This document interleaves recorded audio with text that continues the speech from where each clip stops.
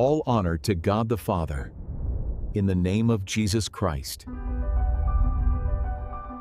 Boaz's secret to financial prosperity. Have you ever wondered why some people thrive even in times of crisis, while others struggle to make ends meet? What do they know that you don't? What if I told you the answer lies in the story of an ordinary man from the Bible, a farmer who not only built Israel's greatest agricultural fortune, but also became an ancestor of King David and ultimately of Jesus Christ? Just imagine. Boaz lived in Bethlehem, a fertile region but one full of challenges. Droughts, invasions, economic uncertainty. Sound familiar? Like many of us today, he faced difficult times, but his obedience to divine financial principles transformed his life in an extraordinary way. And the most incredible part? These same principles still work today. Have you ever been there? That moment when it seems like no matter how hard you try, there's never enough money, or when the temptation to cut corners for a quick gain comes knocking? Boaz understood something that 99% of people ignore. True prosperity doesn't come from shortcuts, but from aligning your finances with the wisdom of God, and what you're about to discover might surprise you. Boaz wasn't a king, a prophet, or a warrior. He was a common man, like you and me, who decided to do something different. While others hoarded wealth at the expense of the poor, he chose a path of strategic generosity. While many evaded taxes and exploited workers, he honored every obligation with excellence. And in the end, it was exactly this financial obedience that led him to reap results beyond what he could ever imagine. Stay with me until the end, because this story isn't just about a farmer from the past. It's about how you can apply the same principles to transform your financial situation today. You'll learn why Boaz left fallen grain in the field, and how this translates into modern social investments, how his partnership with Ruth reveals the secret of blessed business alliances, and why his faithfulness in paying taxes according to Mosaic law attracted immeasurable blessing. And here's the detail that few people notice. Boaz didn't get rich despite following God's command. He got rich because he followed. His story proves that when we align our money with divine principles, results come, not by magic, but by a spiritual law as real as gravity. But how exactly did he do it? What set Boaz apart from the other farmers of his time? And what does this have to do with your bank account today? Because one thing is for sure, if a man who lived in a society with no banks, no stock market, and no retirement plans could build a lasting fortune, imagine what you can achieve with the tools you have in your hands. And it all starts with a simple but powerful decision that Boaz made every day, and you're about to find out what it is. If there's one thing the story of Boaz teaches us, it's that true prosperity is never a solo game. Just as he needed Ruth to harvest his destiny, this message only comes to life when shared. If this topic resonates with you, if you've felt the challenge of maintaining integrity in a world that rewards shortcuts, leave a comment below that says I'm in the harvest, or tell us which of Boaz's principles spoke most to your heart. Was it strategic generosity, blessed partnerships, or that financial obedience that seems counterintuitive but always bears fruit? Every like on this video is like a grain in your spiritual field. It seems small, but it helps this message reach more people who desperately need to know that faith and finances can go hand in hand. And if you're not yet subscribed to the channel, come be a part of this community. Every week we bring you hidden biblical stories that transform wallets and hearts. Because your financial journey isn't just about numbers, but about the legacy you will leave behind. And believe me, we're just getting started, because the next step is to dive into that crucial moment when Boaz looked at those fields full of fallen grain and made the decision that would change everything, and what that reveals about how you view every opportunity in your financial life today. Who was Boaz, the farmer, who became a reference for prosperity? Now I want to go even deeper into this topic, because understanding who Boaz was before the fame is to discover that true financial transformation begins in the mindset. This man wasn't born rich.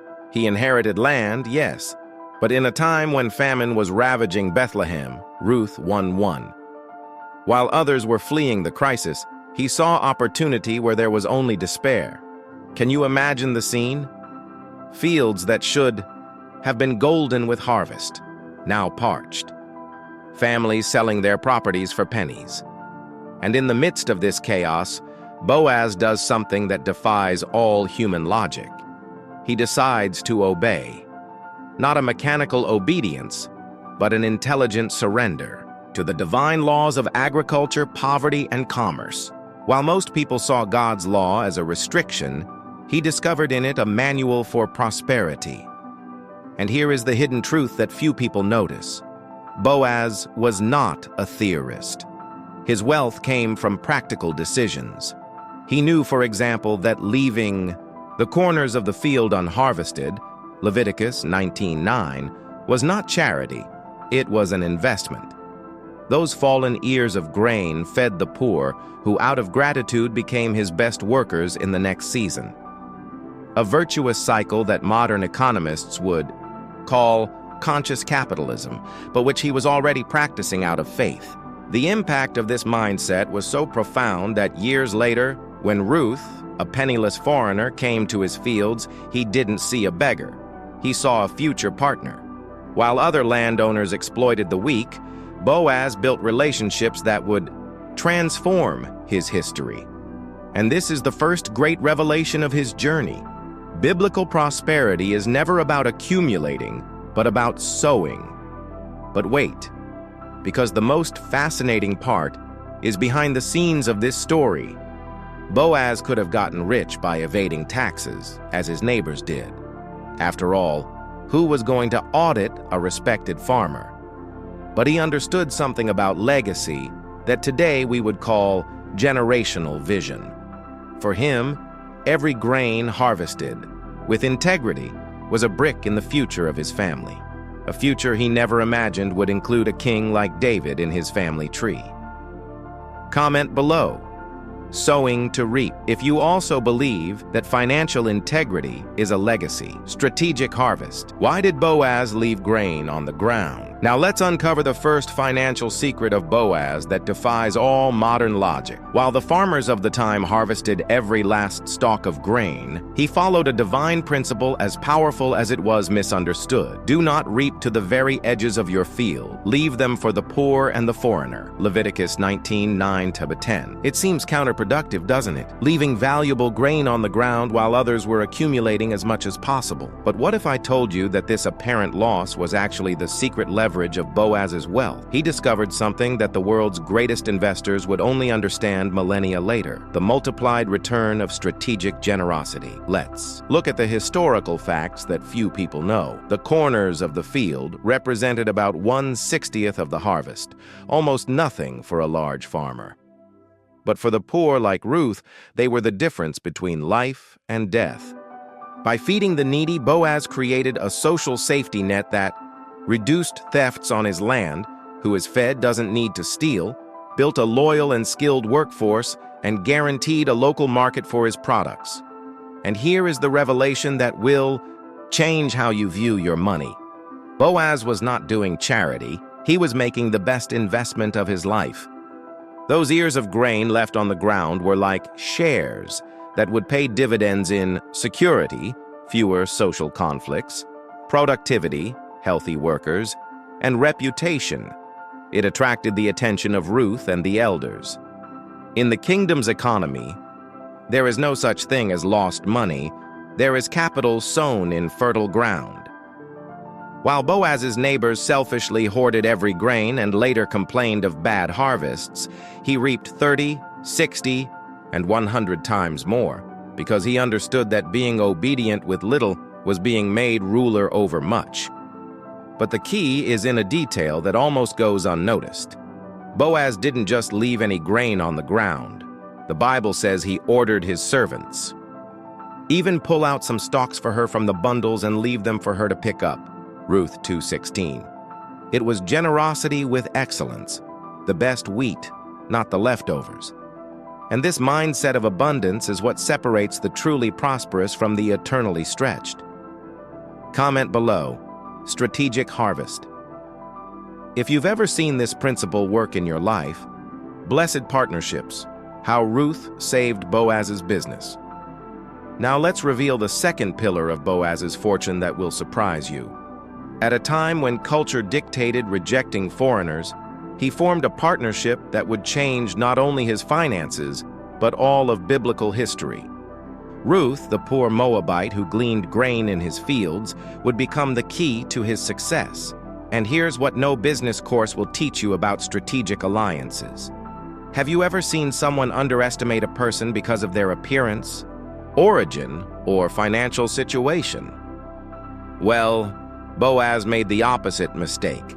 He saw in Ruth three qualities that today we would call millionaire soft skills: extreme resilience, a widow and foreigner. She worked from sunrise, Ruth 2:7, unbreakable loyalty, she left her people to care for her mother-in-law, Ruth 1:16-17, and relational intelligence. She knew when and how to ask for help, Ruth 3:5-9.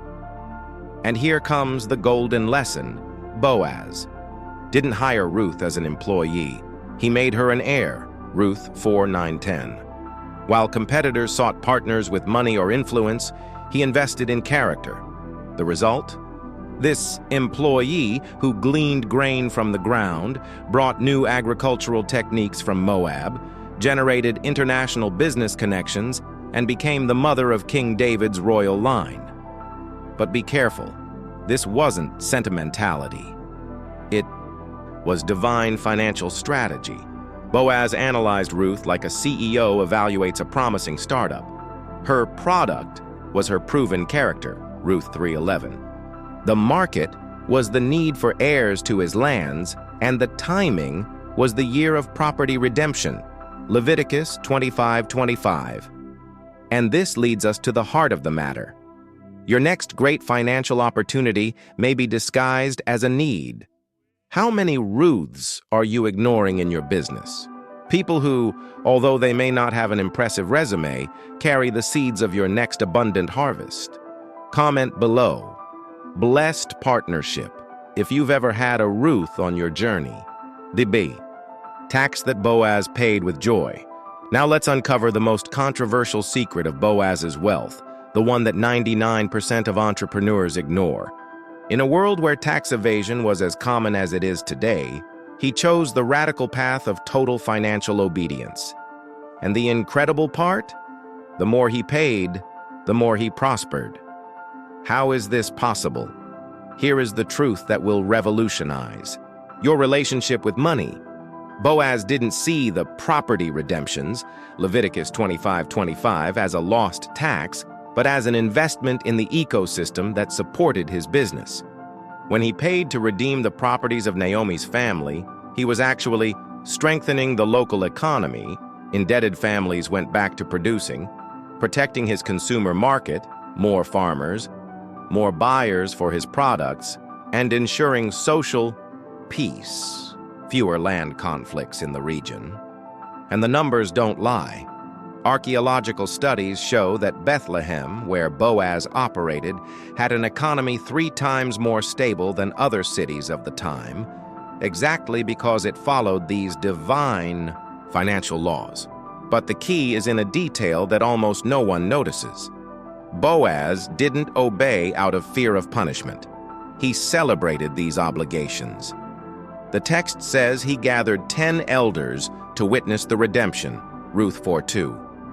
Why? Because he understood that transparency attracts customer trust, honoring commitments opens unexpected doors, and integrity is transformed into social credit. And here is the most relevant lesson of all. While you see taxes as a cost, God sees them as a seed. Boaz reaped 30, 60, and 100 times more, not in spite of paying his taxes, but because he paid them. His lands were worth more, his businesses were more stable, and his reputation attracted high-level partnerships. The power of legacy. Now we come to the most extraordinary moment of this story, where all of Boaz's financial choices are transformed into something greater than he could ever imagine. Have you ever stopped to think that that simple act of leaving grain in the field for a foreign widow would change the course of human history? The numbers are impressive. One decision of generosity, Ruth 2:16, one unlikely partnership, Ruth 4:13, and one act of financial obedience, Ruth 4:9-10, resulted in multiplied fortune. Boaz's lands became the most productive in Judah, an eternal legacy. His lineage produced King David and the Messiah, and a name remembered for millennia. Matthew 1:5. But here is the detail that gives you goosebumps. Boaz never saw most of these results in his lifetime. He sowed knowing that others would reap. And that is exactly where the most powerful lesson for us today lies. Biblical prosperity is not measured by a bank statement, but by generational impact. While Boaz's neighbors died rich and forgotten, he, who could have been just another farmer from the 12th century BC, became a patriarch of the Israelite monarchy, a symbol of the messianic redemption and a timeless success story. And this leads us to the question that will echo in your mind. What kind of legacy are your financial decisions building? Are you planting for the next harvest, or just stockpiling for yourself? Comment below. Lasting legacy, if you want your name to be remembered for good reasons, your prosperity plan. According to Boaz now, the time has come to turn this story into practical action in your life, because it's no use knowing Boaz's principles if you don't put them into motion. And look how interesting this is. It all starts with a decision as simple as letting some ears of grain fall to the ground, but it requires a radical change in how you view money. Let's do as Boaz did with the elders at the city gate. Ruth 4:1. Sit down and structure your concrete plan. First, your weekly fallen grain.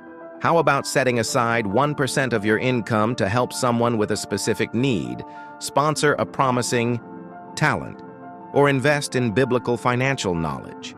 Second, your Ruth to identify. Who in your network has proven character, a hunger for growth, and values aligned with yours? Third, your redemption to fulfill. What financial commitment have you neglected that you need to make right, honor with excellence, or celebrate publicly? And here is the final challenge. Over the next 7 days, choose one of these principles to apply. Just one. Because as Boaz taught us, true prosperity isn't about doing everything perfectly all at once, but about consistently obeying the basics. Did you know that behind every one of Boaz's successes was a common mistake he decided to avoid? Now let's reveal what they never told you about the dangers he saw before others did, and how that can save your finances today. While most people worried only about the size of their harvest, Boaz identified 3 deadly traps. The myth of self-sufficiency. Boaz's neighbors believed they could prosper alone, fencing off their properties and isolating themselves from the poor. The result? Seasonal harvests and constant insecurity. Boaz understood that no business flourishes in a weak community. That's why he invested in the needy around him. The illusion of quick profit. In a time of famine, many sold hereditary lands for immediate gains. Boaz did the opposite. He used his capital to redeem his family's properties, Ruth 4:6, ensuring durable assets. While others got rich for one winter, he built wealth for centuries. And the deception of superficial reputation. At the city gate where business was done, some farmers flaunted their wealth but shirked their obligations. Boaz preferred to be known for his integrity, Ruth 3:11, and in the long run, that gave him access to opportunities that money couldn't buy. Comment below. I've made that mistake. If you've committed any of these errors and learned the lesson. If you've made it this far, it's because, like Boaz, you understand that true prosperity is built step by step, and there's nothing more rewarding for me than knowing that this message has resonated in your heart. If this content has made sense for your journey, leave an "I'm in the harvest" in the comments. Every word from you is like those ears of grain left in the field. It seems small, but it feeds an entire community of people seeking to grow with purpose. That sincere like helps a lot, not for numbers, but because it shows that we're planting something bigger together. And if you're not yet part of our family, come be one of the workers in the field here on the channel. We have many more living, biblical stories to transform your relationship with money. Oh! And for those of you who love practical content like this, there's a special video here on the side about Gideon, the man who overcame a financial crisis with just 300 men and a divine plan. Click it and continue this journey with me until the next harvest.